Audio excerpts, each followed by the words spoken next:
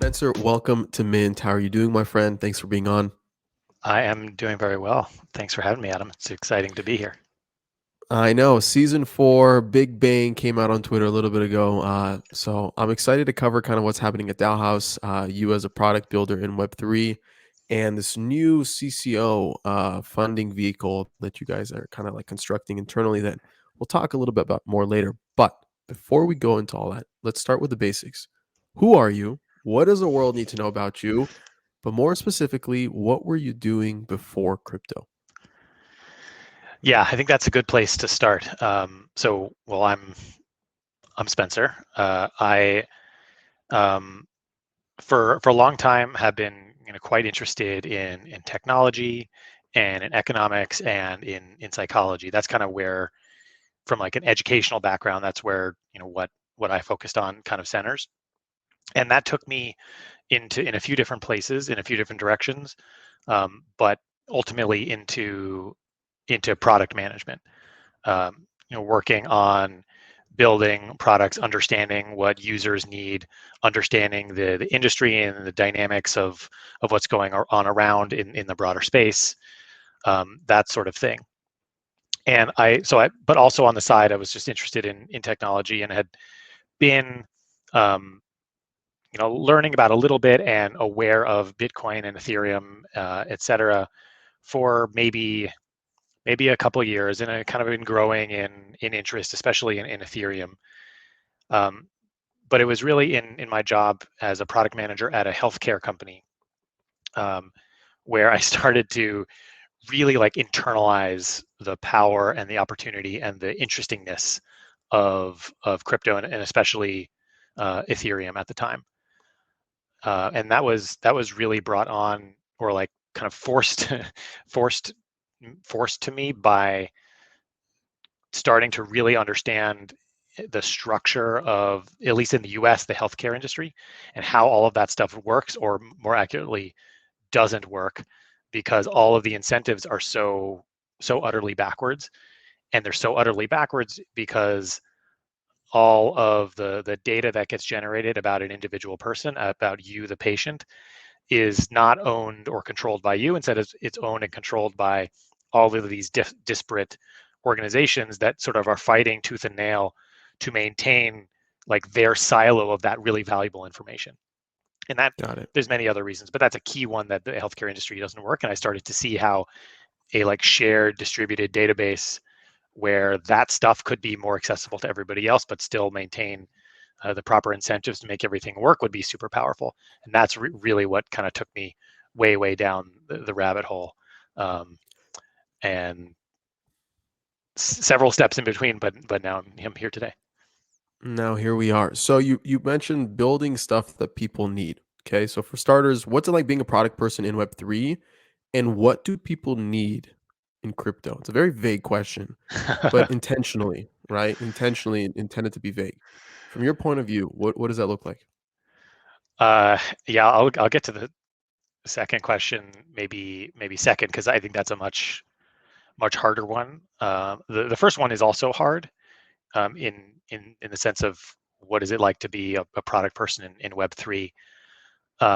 In one sense, it's actually not very different from being a product person in Web2, in the sense that a lot of product people are used to leading not by like dictation, or not by kind of their own power, but by more by influence. They kind of sit in the middle of a lot of different work streams and a lot of different people and functions, and different skills, and they are sort of tasked with leading that group and providing a vision for that distributed set of people doing lots of different things, and kind of getting buy-in from all those different people. So in that sense, there's actually a lot of similarities. Like, we're in a Web3 product setting or in a DAO setting. If you're building stuff with other people, you don't have power over them. You really only have influence, um, and that influence comes from being incredibly knowledgeable, um, and having like both good understanding and also good intuition about how things work, and being like willing to iterate and experiment alongside the people that you're working with. So that part's actually really quite similar, and I think a lot of product people are probably pretty well equipped to to make the jump from Web 2 to Web 3 for that reason. Where there is a big difference is the vision part. Like a lot of product people are kind of used to, they're the ones setting the vision and articulating everything, and that can maybe kind of work in Web 3, but it's more about helping the people that you're working with, helping the DAO or helping your project, helping all the other contributors that you're working with Mm-hmm. kind of collectively arrive at the collective vision, not kind of dictating what your vision is and making that, like instilling that into the product or the team, but rather facilitating and drawing that out of the community and yourself and the other contributors. Got it. Got it. So when you kind of were starting to build products in crypto, what was the first product you kind of worked on? The very first product I worked on was something sort of kind of maybe still working on today. I've been a little bit of a hiatus, but it was a hackathon project at ETH Denver 2020 that I did with a few other folks, and that was called Save Die. And the basic idea was combining, essentially creating a liquid form of a trustless liquid form of an FDIC insured savings account. So combining the interest bearing qualities of something like CDI, DI deposited into compound and earning interest, with tokenized DeFi style insurance on compound and DI. So if something happened like a hack on compound, or uh, some economic or financial issue with DI, then you'd essentially get the value of what you held back, and putting, like, basically combining that into a single asset that you could trade around or Got it. transfer or whatever. Got it. Got it. So how did that transition into you kind of working alongside DAOhaus? And what is DAOhaus? Like what does the world need to know about it? Just for some context really quick. Yeah. So we've gone through a lot of iterations on how to describe DAOhaus, but I think the one that stuck for me has been that DAOhaus is the home for purpose-driven community DAOs. And that can mean a lot of different things, but at its core, DAOhaus is a platform, a no code, just user oriented platform to form DAOs, so launch them or deploy them, or as we call it, summon DAOs, and then also to participate in and use DAOs to accomplish the goals that you and your community have. Mm-hmm. And Got it. when we say purpose-driven communities, we mean DAOs that are focused on like lifting up the individual people within those communities as a collective, rather than what some other DAOs do, which is also very powerful, which is putting a priority on the protocol or the DAO itself rather than the individual Mm, people. got it. So what are the types of DAOs building and using DAOhaus today? Like to name a So few. yeah, so some of the original ones are DAOs like Raid Guild, which is sort of like Web3 Mm-hmm. design dev services DAO. Uh, Mm-hmm. the original is Meta Cartel, so kind of Web3 uh, Ethereum grants DAO. Um, Another one is ourselves, DAOhaus.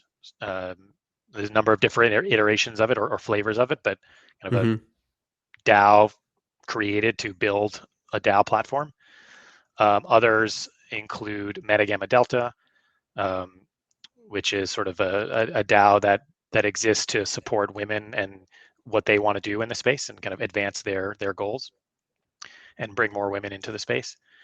Um, there's also kind of in a very different sense, there's a DAO that is on XDAI called, or I guess now called Gnosis Chain, called Mm-hmm. Pyrion DAO, which is oriented around allowing people to pool their resources and collectively stake into different protocols. So um, they're currently have been staking as an XDAI validator and are going to be transitioning into doing so as a Gnosis Chain validator as well. So the Got it. runs a wide gamut, or there's a wide range of things, but they're all kind of tied together or similar in the sense that they are focused on the community that makes up the DAO. Got it. What are the biggest challenges right now facing you as a product person trying to empower these DAO communities? Like what does that look like? How do you kind of, I guess, not really discover them, but how do you build for their problems? Because DAOs are very, very early, right? Yep. Like there's been a lot of hype about them in 2021, Yeah. but still, we've yet to see more mainstream organizations and DAOs and voting kind of take control of like not just the early adoption curve per se, right? So when you're trying to build products for DAOs, what does that look like in your sphere? What are the biggest problems facing DAOs right now that need better product and tooling? And walk me a little bit about a little bit through that. Yeah, I think the one of our big challenges is the tension between focusing on building a platform that allows other developers or other people to build specific tools for DAOs, and trying to or starting to build some of those tools ourselves. Um, Kind of when we started, when DAOhaus started, there was not really this huge, awesome, or like growing infrastructure space for like DAO tooling that didn't exist. Mhm. So we were kind of thinking like, how can we do a lot of this stuff ourselves? And we had already started thinking about this concept of boosts, or like plugins or add-ons for DAOs, where they could add, like, pull in this boost from over here and add functionality to what they need to do as a DAO, and pull in this other thing from over here. But we were thinking about it largely from the perspective of, maybe we can build these things, and then people can use them selectively as they like.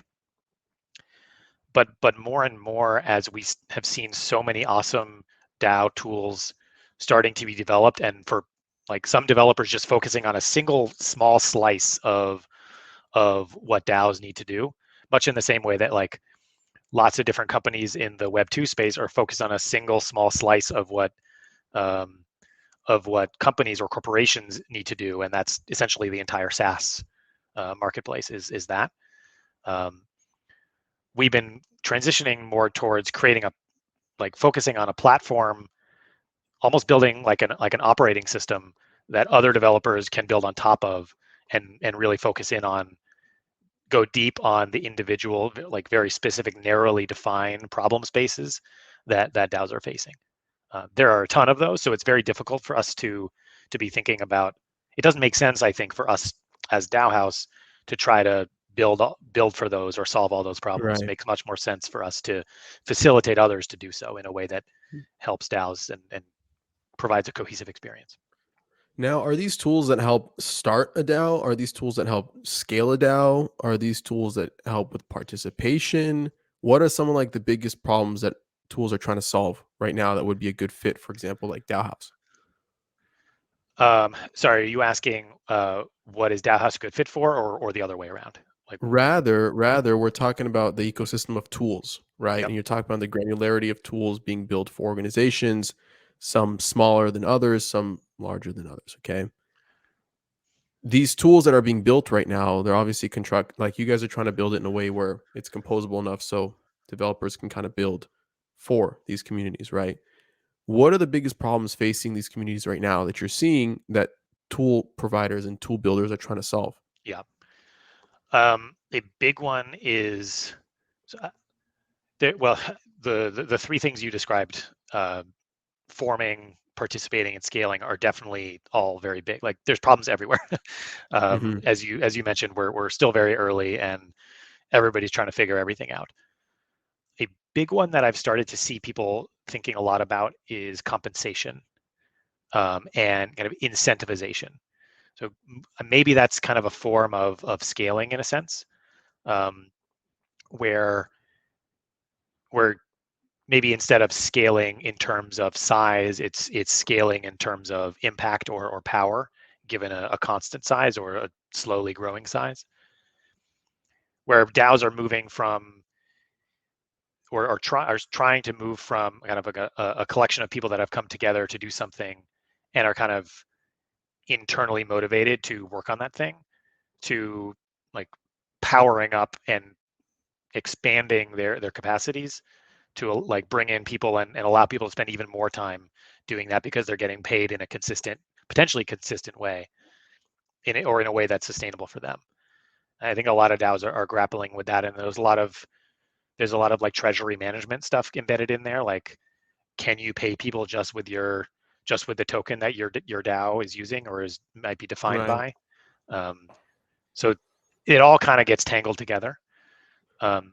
So in one sense, it could be very challenging to compose things, but I think that's really the strength of Web3 and the way that all of this technology and ethos work. So I think all of us in the DAO space, I think we're on the right path. It'll take a lot of work, but Yeah. slowly but surely we'll get there.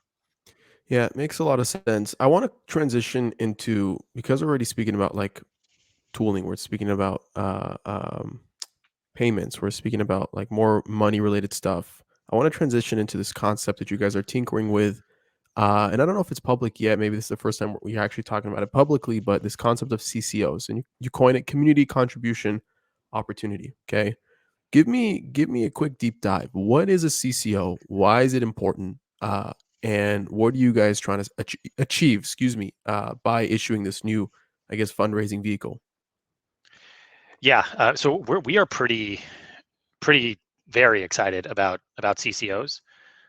So this is probably one of the first formal ways that we're talking about it. We are going to have an article coming up very shortly, maybe this week, maybe early next week, that goes into a lot more detail about how the process works and why we think it's important and how to get started, et cetera, et cetera. So we'll try to get you a link if the timing works out.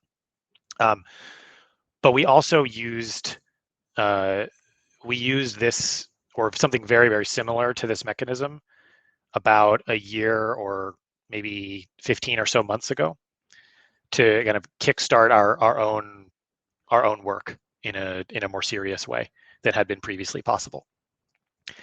And I think that gives a fairly good lens into what this is and why it's important. And basically, what we're trying to do and what we were able to do was, as a decentralized community of builders and people who cared about building infrastructure and tooling for DAOs, we were able to, as a decentralized community, form and have other people contribute capital and join us as part of the community, and then use that capital to pay for expenses and to essentially pay people for the time and the work that they were putting in to helping us build this thing in a fully trust minimized, decentralized way, where we didn't have to have, where basically the people that are contributing their capital never had to give up custody of their capital until that capital was going to be spent on the thing that they had contributed the capital in order to do. And that's really at the crux of what a CCO is. And I can describe in whatever level of detail is helpful how that works and why that's possible. So let's simplify that for a minute, okay? Because I think for more of the inner crypto native crowd, that would make sense. Okay, let's talk about more of like the outside, non-Moloch, Moloch. I mean, excuse me, non MCon, non ETH Denver type of audience. Explain a CCO in 8 words, okay? 8 to 12 words. How, like, super simplified, right? And the only reason I try to ask that, and the only reason I ask that is because there's concepts like ICOs, STOs, this CO, that OO, all these different acronyms, right? So I really want to understand and differentiate it so it's super, super clear. Yep. So I think it may not be the most direct analogy, but I think the simplest way to describe it is basically as Kickstarter, but with 2 changes, where the first difference is that instead of like some socks or whatever you might get as a reward for your contribution on Kickstarter, you get tokens associated with the project you're contributing to. So that's difference number 1. And difference number 2 is that when you make your contribution actually is something that happens over time, and you can actually pull back if at any point you see something going not the way you expected. So in a big problem with Kickstarter, for example, is that you like send in your money and then you get like sporadic updates and you can't do anything about it. They have your money and then maybe 2 years later you get an email saying, oh no, this like ended up not working and we're gonna have to shut down the whole project. Or maybe it was in a like straight up explicit scam, or maybe it was Yeah. just like something didn't quite work and things changed.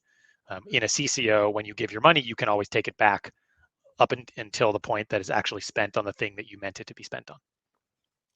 Got it. What's up, guys? Adam Levy here. I wanted to take a quick pause to give some love to Coinvise, our NFT sponsor who's making this episode a reality. On Coinvise, you can create a personal or community-owned social token on Ethereum. Coinvise also helps you create incentives through token rewards and bounties, NFT business models, and bot integrations for Discord. Discover more by visiting coinvise.co today. All right, back to the episode. So, okay, let's talk this through for a minute. Okay, so let's say someone's trying to raise $1 million. Okay, 100 people, 120 people, whatever. A bunch of people come in, they contribute. That organization sets out milestones to reach transparently, and how much capital is going to be needed per milestone. Is that how you're imagining it? So everything's laid out transparently, and if they don't execute on those milestones, basically the money is returned, or the person has the will to take it back, right? Pull out as, Yep. as they would like on their terms, at their discretion. So super low risk. Okay, interesting. So then, why don't you think more people have done this? Like, why don't you think? Because I know DAOhaus experimented with this model to do the Haus token, House, yeah. HAUS, right? Haus token. Okay, I think it's like German. I always think to a It German is German. We pronunciation. probably could Yeah, say house, but we yeah. just say house. Yeah. So why don't you think more people have done this? And I guess it's also part of the reason why you're kind of like publicly sharing it. But like, why do you think people have reverted more to ICOs versus an experimentative model like this? Because it feels similar to an ICO, but more transparent and with the ability to kind of pull out if you're not happy, Yeah, right? that's another excellent analogy. Um, I think there's probably many reasons. One being the like foundational tools to do this are or like is essentially using Moloch DAOs, Mm-hmm. and DAOhaus, at least as far as I know, is one of the only projects that is kind of centered around providing interfaces and tools for Moloch DAOs. So Mm-hmm. not a lot of other projects kind of have the expertise and knowledge built up over how to work with Moloch DAOs like we do. Mm-hmm. And then we haven't really pushed this and like made it more possible for Got other it. people as much as we Got could. Another big reason though it. is that it's just really damn attractive to maintain control as a founder. I think this is the same reason that we see a lot of DAO projects maintaining a multi-sig that controls the treasury with just a few people on the multi-sig, rather than the entire community having power over what happens in the multi-sig. Direct, actual like non-custodial control. Mm-hmm. Um, it's just really attractive to. It's really hard to break out of the Web 2 mindset, even if you want to do this and do something in a community way. It's really attractive and really difficult to just make a decision to give up power. Even So if, if you yeah, go no, ahead. go ahead. Sorry. It's just that's a fundamentally different thing that a lot of people Yeah. are very not used to, and it's a very big change. And so I think that's why we haven't seen a lot of people making that choice. So you're right. Like, as this narrative of decentralization kind of like gets stronger and stronger by the day, okay, more founders, more people are building towards that ethos. Control is like a very underlying ethos that people take with them. I feel like, to what they do. Like, that's how society has been constructed. That's Yep. how we're raised. Like, that's what we know innately. Like, we know growing up, like, there is control in the classroom, in elementary school, there's authority, there's a leader, there's all these things. And now to come into Web3, you're kind of trying to like re-engineer and rewire how people think, how people work in a very uncomfortable way, which I love that. But when you're building a project, you raise money through a CCO, okay? What's stopping someone from actually just changing their mind and pulling out, rather than just pulling out based off they don't like the progress of the project? right? So what if you get the wrong stakeholders in your CCO, okay? And they actually fund, they help bring this thing to life, and they're like, actually, wait, never mind. Can they do that? Can they pull out? Or Mhm. is there any like friction on the funders end as well for pulling out? Like, how does that work? So uh, there's a couple things. One, the first, in general, there's nothing stopping them. Hmm. It's part of the design. So it's very much the case that if you have somebody who shows up and says, "Hey, I want to contribute," and then they contribute, there's nothing stopping them from uncontributing later. Okay. Um,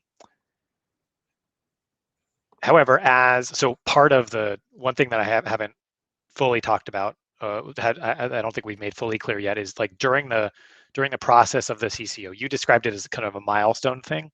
That is sort of one option for doing it.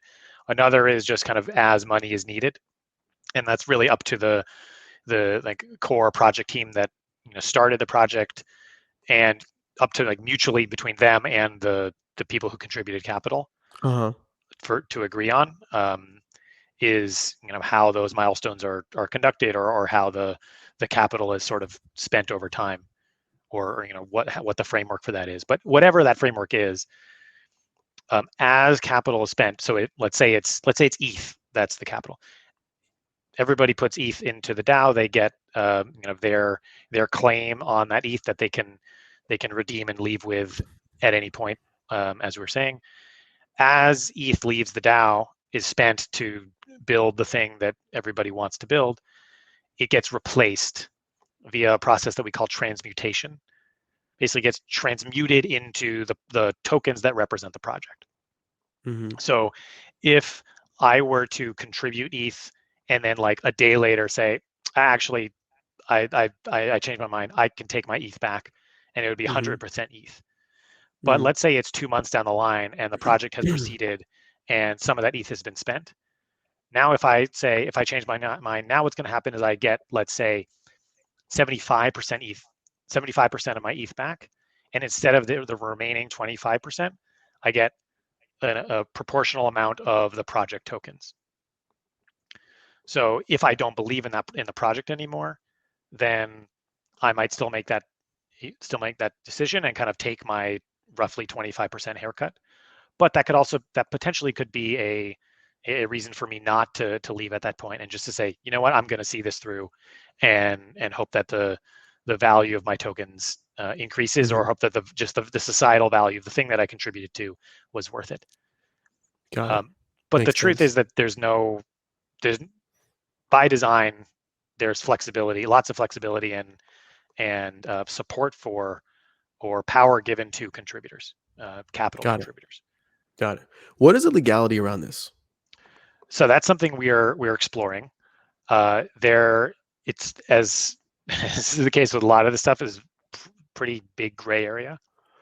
Our hypothesis, or maybe a good way, and I apologize, this is not a direct answer to this question. I don't think I Sure. can. I don't think I can give one, and I probably shouldn't give one, given Which that I'm I'd not. assume also, by the way, because like a lot of this stuff is gray area, right? Yeah, So, but go ahead, continue.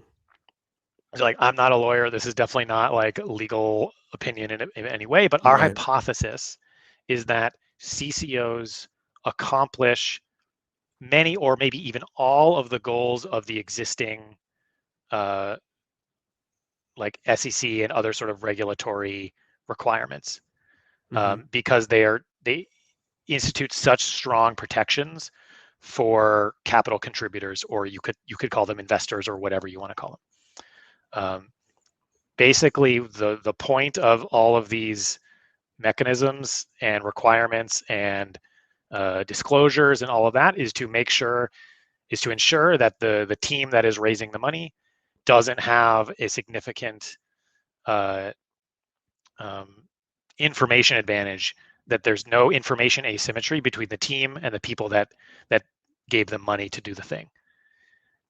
That gap, that information asymmetry, is what scammers can exploit to just steal all people's money. It's what makes it's what adds to a lot of the risk of giving somebody your money to go build something. And So because of the strong protections that CCOs offer capital contributors, we think, so that's one reason that we think Mm-hmm. CCOs are really great and fit really well with the goals of our existing legal framework. The other reason is that by definition, the people that are actually using the funds, it's not a very clear distinction between the broader community and the people that are using the funds.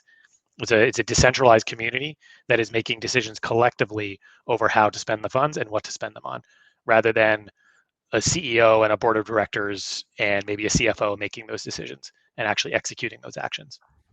Got it. Got it. When someone asks you, what are the downsides of doing this? Because it sounds good. Like, it sounds super cool. It sounds like incentives are aligned. It sounds like an ethical way to kind of approach funding and be experimentative. And usually, experimentation is highly rewarded in crypto. Um, but what is the downside of doing something like this? Well, I mean, you identified one earlier, which is Right. that people who contributed capital could decide Right. tomorrow or in a month or whatever that they change their mind. Um, so if a project team, if a community is feels like that's a big risk and they don't want to take that risk, then they might have to take a different route. The flip side, though, is that because it's so much easier and there's so much less risk for contributors to contribute capital, um, you typically project teams or decentralized communities have access to more capital than they would otherwise. So it may be possible to attract a little bit more capital than you actually really need to give yourself a buffer in case people leave. And that can always be refunded at the end if you sort of meet your goals without needing that additional buffer. What about for projects that don't want tokens? What if like there's a lot of like for example, a lot of projects that raise a private round of funding, okay? Um and they don't really disclose token warrants, side letters, any of those things. Rather, they focus on building product and then want to Yep. decentralize, quote unquote, right? Do you guys cater to those projects as well? How does that work exactly? Yeah. So that process of transmutation that I described is, we Hmm. think that is a really important part of a CCO, but it is not 100% required for that mechanism or a similar mechanism to be attractive to some community or some project team or project. So you basically take the CCO framework and mechanism, and you can rip out the token and you can rip out the transmutation, and essentially what you get is roughly the same thing, except for one big difference. Obviously, there is no token, and what that means is that there is still some, or there's more trust um, that is required from the capital contributors towards the community or towards the project team. If there's an expectation of future returns of some sort or future value, then without the token, there's not a direct link from what was provided now today versus what could be coming down the line in the future. The token is what provides that direct link. Hmm. But if you're a project that doesn't ever want a token, and maybe you're a public goods kind of project, and Hmm. it what you're asking for is not anything that's going to build something that's going to return value to somebody down the line, then you could absolutely do without the token part of a CCO, and that would work really well. There's probably other mechanisms that you could kind of add on to create other, to like bridge the gap like the token does in the basic version of a CCO. Hmm. Um, the other option is that if you think you might want a token in the future, what you can do with a CCO is actually create a token and customize the token contract itself, so that it is not transferable until some date down the line. So you don't, Got like, it. everybody has a token, has the representation of what they contributed, but it has no utility. Nobody can use it until some point in the future. Got it. Got it. Makes sense. So the big question here, okay, is how does this apply to creators now? Okay. We talked about you building products. We talked about this new fundraising vehicle and this new experimentative collaborative way to raise capital and do so very transparently. How does this apply to creators? Keep in mind, a lot of creators are issuing social tokens and using the liquidity from the tokens bought to kind of like operate the creator economy. They're issuing mirror campaigns and crowdfunding based off a blog post of an idea that they want to bring to life. They're either selling NFTs as membership badges, right, to create and bootstrap this community. They're doing all sorts of things to kind of bring capital into their life, to own their creator economy, remain independent, and build strong communities and utility around their on-chain assets. How does this apply to creators, and why is this better than what's Yeah. currently out there? So I think there's going to be there is a crop of creators that to whom this does not apply, Okay. and it would not apply to them because those are creators where the work they're doing is an individual expression of themselves. Maybe they're a musician or some kind of visual artist, or really whatever it is. But like what they're doing is and should be and like would be less valuable if it wasn't under their own control, right? It should be under their control. Like they should have creative control over what they're doing as an artist, and the quality of what they're doing, the importance, the cultural resonance of what they were doing would be diminished if they tried to decentralize the actual process of making or creating the thing that they're creating. So for them, it makes a lot less sense to try to raise funding to allow themselves to do that in a way that kind of requires a much more decentralized process. Got it. Interesting. Okay. But I think what that tells us is that if the creator is somebody that is, whether they're doing that today or not, if they are interested in expanding the set of people with whom they are collaborating with as peers to create whatever they're creating, Mm-hmm. then a CCO would make sense, because then it would be something that would be governed by and controlled by and under the power of a wider set of people than just themselves. Mm-hmm. Hmm. That makes a lot of sense. That makes a lot of sense. I could see this coming into play. I remember a while ago, okay, Justin Blau wanted to create, I think this was back in 2017, 18, like the first crowd-funded music festival, okay, where the lineup was picked by the crowdfunders, the location, the vendors, the everything, okay? And I could see like a CCO like this being the right model for crowdfunding a beast of like an event like that, because there's multiple legs, there's multiple things going on. Um, I could also see it working for, let's say, Daniel Allen, for example. Okay, and not that Daniel Allen is using this, rather referencing the crowdfund example that he did on Mirror that a lot of people know him for raising 180K in like what, less than 48 hours. And in the blog post, writing the steps that he's going to be taking, where the capital is going to be allocated to, and basically us treating it like a Kickstarter campaign. Rather, we're not getting socks, we're getting like co-ownership in his EP, right? Yep. Now, I give this creator my money, whatever the amount is, doesn't matter, with the expectation, that we'll get the CP and that we'll get royalties. And but I guess like it's very modular for, like, now that I'm thinking, I'm like talking it through out loud, right? It's very modular for any type of funding campaign per se, right? Um, hmm. Any specific examples come to mind, like on the creator side of things? Um, to Because a be lot of completely creators are honest, like, yeah, go ahead. so um, where I have spent most of my kind of mental cycles is less Yeah, on the creator side and more on right. the like builder side. Obviously, Sure. there's heavy overlap between the two, but the frame that I tend Yeah. to use is builder. But that certainly doesn't mean that it can't work or doesn't make sense or doesn't apply to the creator frame.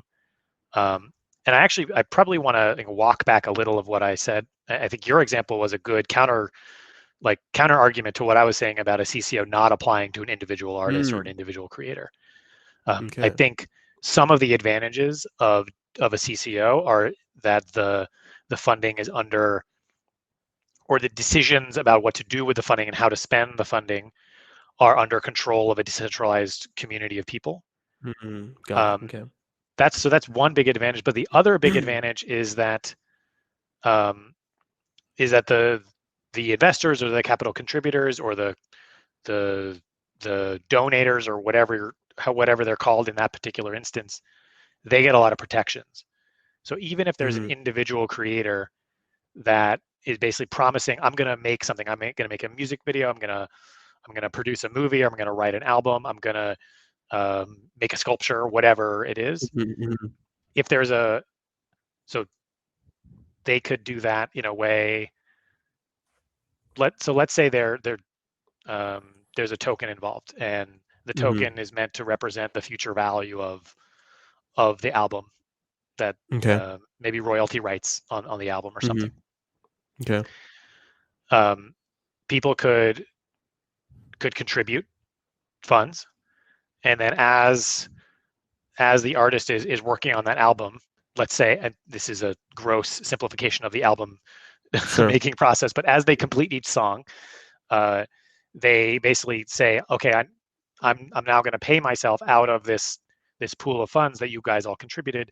If I finish 1 out of 10 songs, I'm going to pay myself 10%, and then 2 out of 10 songs, now I'll get the next 10%. Got it. As those songs are getting produced, the people who contributed the capital would have some visibility into what those songs are, how the process is going, how long it's taking.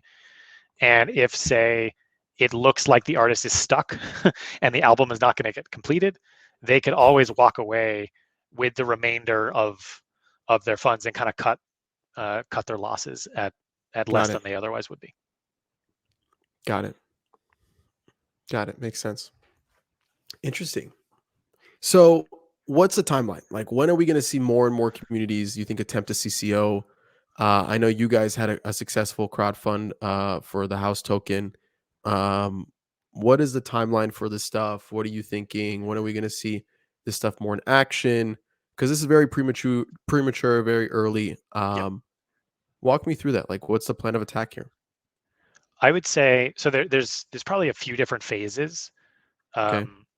Phase 1 is we're working on an updated version of something that we've been calling the yeeter, which allows people to just yeet funds into a particular place and then get something back.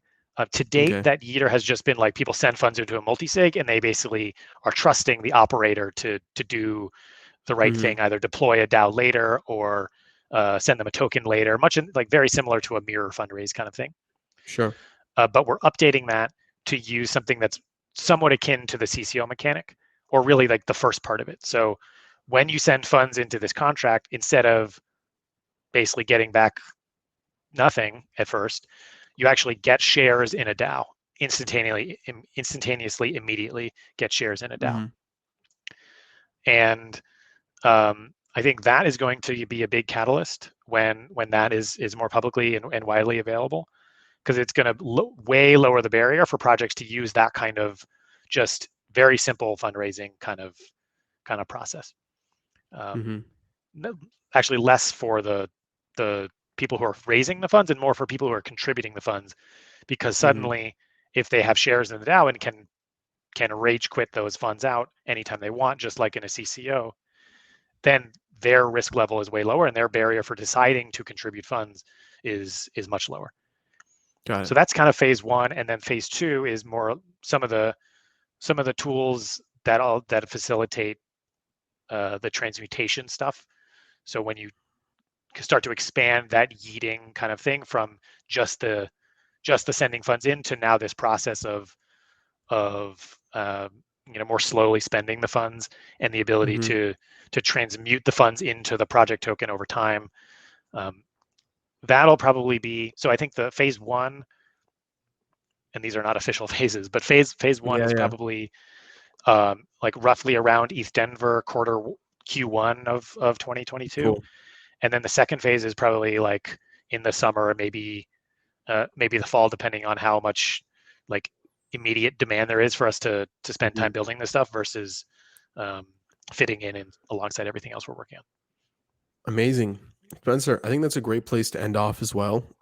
Before I let you go, where can we find more about you, more about your project, more about CCOs, et cetera, et cetera? Give us a shill. Yeah. So starting with the CCO thing, so we're going to have an article like I was saying earlier that is going to be published, might be later this week or early next. So that'll be to our we haven't made the jump to Mirror yet, so that'll be on our Substack. Cool. So that's DAOhaus.substack.com, and then everything else about DAOhaus, the best place to start is DAOhaus.club. And then from there, you can check out the actual application, come into Discord, check out our Twitter, check out our documentation, all that. And then me personally, best place is on Twitter at Spengrah, Spengrah. Nice. Cool, man. Thank you for your time, Spencer. Thank you for being on. Thank you for being a part of season 4. And I hope to do this again soon. Yeah, that'd be great. Thanks, Adam. Really appreciate you having me on. This was a lot of fun. You got it.